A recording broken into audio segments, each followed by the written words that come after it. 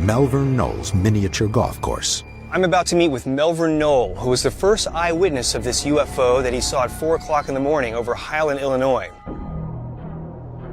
So Malvern, can you show us where the light was in the sky that you saw that night? Right up in the northeast corner, a real tall light coming out of the sky. I mean, it was bright. Then it got right in line with me here, and it seemed like it just about stopped. That's when it scared me. I didn't know, run, get in my truck and get out of here. Then it just took off real slow. Alarmed, Malvern proceeds to the Highland Police Department to report the object. The dispatcher was on duty. I told her what I seen, and she believed me. And I told her if she would call Lebanon Police Department. I said, something's heading their way. Little does Malvern know he has just set in motion a nearly 3-hour pursuit that would stretch from Highland to Belleville. 30 miles south of Highland, and several hours later, school teacher Steve Wanacott witnesses a stationary object in the sky as the sun rises. We are going to talk to Steve Wanacott, who on the morning of January 5th, 2000, was driving along this very road when he saw a strange configuration of lights in the sky. It was between a quarter of 6, 7, and 7 o'clock.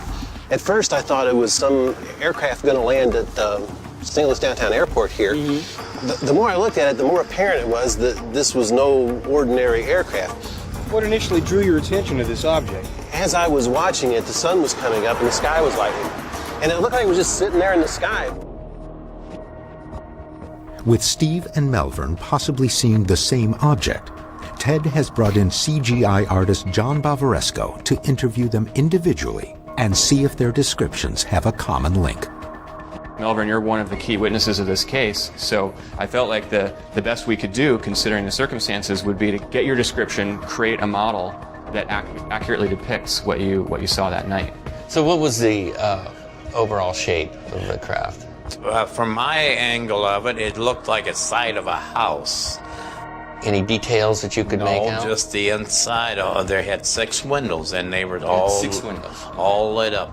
Okay. And after it left, I could see this back, and they had like bars across. And you could actually make out a bit of the craft and not just the lights from the craft? Just a side view of it, and it just looked like a floating house. Steve Wanacott's description of the craft also needs to be documented. Ted knows that their stories may vary to some degree. But just as a sketch artist is used to identify a suspect, this is his best tool for objectively identifying what was seen in the sky. It was in the shape of an arrowhead, Okay. I suppose. Okay. More of an arrowhead because it was curved across the back. The backside, okay. Were the lights positioned roughly this location? It appeared to me that they were spaced evenly across the back. Okay. Okay. As I observed it, the sun was coming up behind me, and it became more and more clear. It was kind of a metallic finish, kind of dull, not shiny. The more I looked at it, the more it seemed different from anything I had seen. As far as I know, I don't think we have anything that would even come close to what they were doing. I kind of dismissed it as like, well, I'm not really seeing what I saw. There's a logical explanation for it. I think it was from another planet. From another planet. Another planet. Did these witnesses see something terrestrial or extraterrestrial? John creates 2 computer animations of the craft based on the interviews.